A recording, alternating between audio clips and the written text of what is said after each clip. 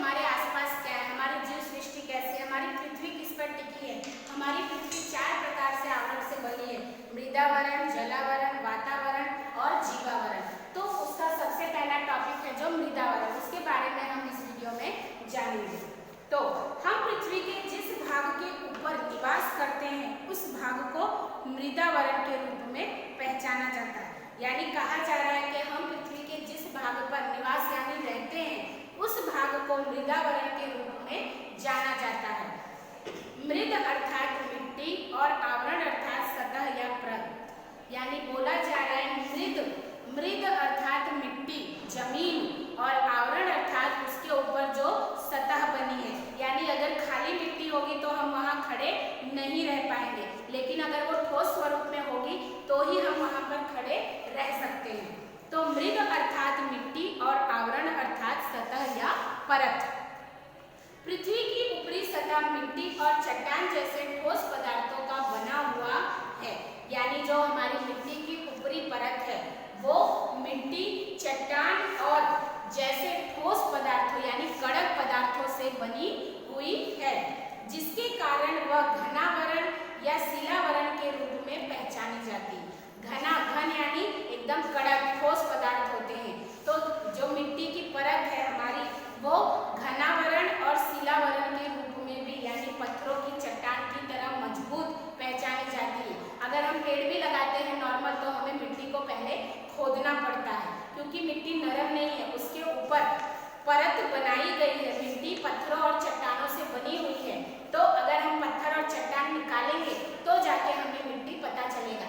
आप लोग जानते हो कि खेत में जब अनाज उगाया जाता है वो मिट्टी होती है, उसमें अगर हम पैर डालें तो तुरंत हमारा पैर जमीन के अंदर घुस जाता है। लेकिन जहाँ हमारे घर होते हैं, रोड होते हैं, वो सब पत्थरों से उसके ऊपर परत बना दी जाती है, तो उस पर हम लोग खड़े रह सकते हैं आसानी से। तो शिलावरण के रूप में पहचानी जाती है। यह आवरण पृथ्वी सतह के लगभग 29% भूभाग को रोकता है।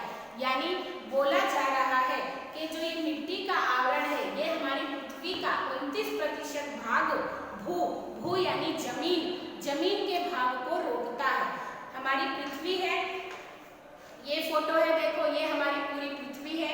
इसमें 29% जो ये भाग है ये इसमें 78% नाइट्रोजन वायु रोक रही है, 20% ऑक्सीजन रोक रहा है, 21% जल रोकता है और 29% भाग भू यानी मिट्टी रोकती है।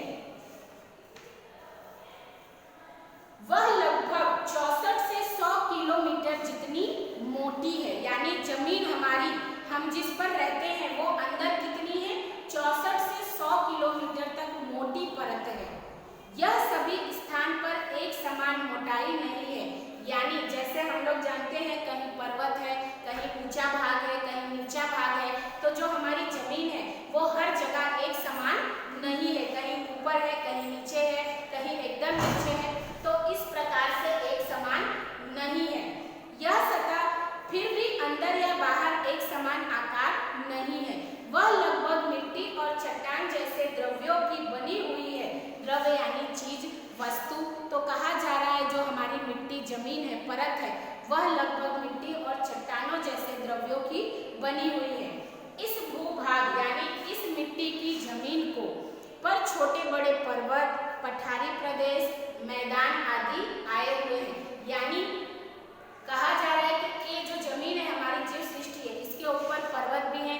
पठारी प्रदेश क्या होता है, जो पत्थरों से, शिलालेखों से बनते पर्वत होते हैं, उन्हें पठारी प्रदेश कहते हैं। तो यहाँ पर पर्वत और पत्थरों से भी बने पर्वत और मैदान।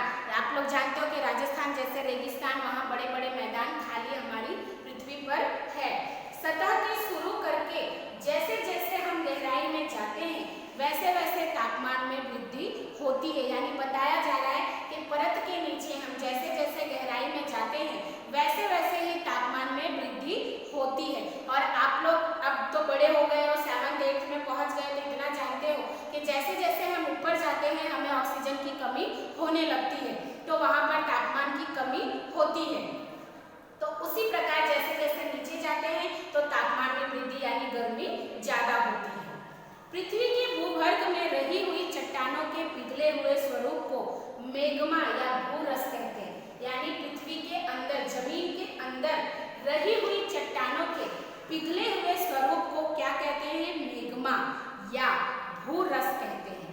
पृथ्वी के अंदर कई गैसें हैं जो गर्म होने से ऊपर की तरह दबाव बनाकर बाहर निकलने का प्रयत्न करती है।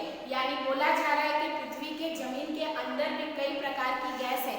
जब वो अंदर उन्हें गर्मी होती है तो हम अभी देख लो आप लोग हम लोग कुकर में दाल चावल या कोई भी चीज बनाते हैं, जब वो हद से ज्यादा गर्म होता है तो सीटी के रूप में हमें बता देता है कि अब हम अंदर ज्यादा देर तक नहीं रह सकते, आप लोग गैस बंद कर दो, खाना हो गया है, ऐसे हमें बताता है वो। तो ठीक उसी तरह जो गैस होती है जमीन के अंदर, तो वो ज्यादा जब गर्म होती है तो वो भी बाहर निकलने की कोशिश करती है।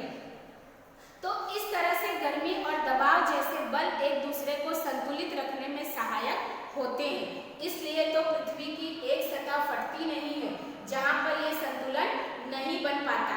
कहा जा रहा है कि जब ज्यादा दबाव होता है तो वो गैस जो है बाहर निकलने की कोशिश करती है, परंतु ऊपर आई हुई चट्टानों का दबाव, यानी जो पत्थर सीमेंट से जो हमारी सतह बनी है, परत बनी है, उसके दबाव के कारण उन दोनों का संतुलन बराबर होता है। इसकी वजह से वो अंदर से बाहर नहीं निकल पाती है।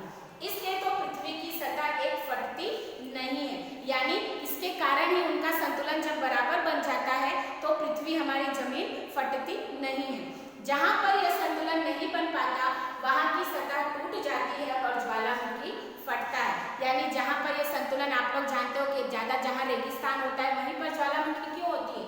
क्योंकि जहां पर निवास स्थान होता है वहां पर ज्वालामुखी कभी नहीं फटता। क्यों? क्योंकि यहाँ पर हमने रोड बनाया, घर बनाया है, तो मिट्टी को पूरी तरीके से ढक दिया है, एक परत बना दी है, इसलिए यहाँ पर ज्वालामुखी नहीं होती। लेकिन जहाँ पर खाली मैदान रेगिस्तान होता है वहाँ पर ज्यादातर ज्वालामुखी इसलिए होती है क्योंकि मिट्टी को रोकने का कोई साधन नहीं होता है, वहाँ पर कोई परत नहीं होती। इसीलिए जब वो दबाव ज्यादा बढ़ जाता है अंदर तो वो अपने आप फट जाता है। तो माँ, यह मृदावरण हमारे लिए किस तरह उपयोगी है? जो स्टोरी में ध्वनि नाम का लड़का है वो अपनी माँ से फिर से पूछता है कि माँ, ये जमीन, ये मृदावरण हमारे लिए किस तरह उपयोगी है?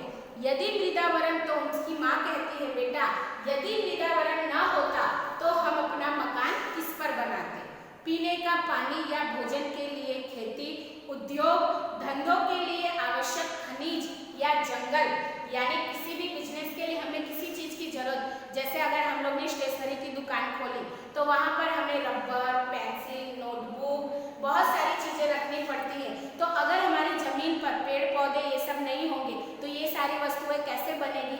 तो ठीक उसी तरह धंधा और रोजगार के लिए जो खनिज मिलता है वो भी हमें इस पृथ्वी पर ही मिलता है। तो अगर पृथ्वी नहीं होगी तो हम अपना घर, यानी हम कैसे रहेंगे सुरक्षित, और पीने का पानी कहाँ से मिलेगा, भोजन कहाँ से मिलेगा? अगर जमीन नहीं होगी तो हमारे अनाज उत्पन्न नहीं होंगे, अनाज नहीं होंगे तो हम क्या खाएंगे? तो उसके बाद उद्योग और धंधे के लिए आवश्यक खनिज, जंगल, ये मृदावरण के बिना कैसे संभव है? यानी जमीन नहीं होगी तो ये सारी चीजें कभी नहीं होंगी। आज हमने अपने मृदावरण के बारे में जो बातें की है उसके आधार पर मृदावरण में किस किस का समावेश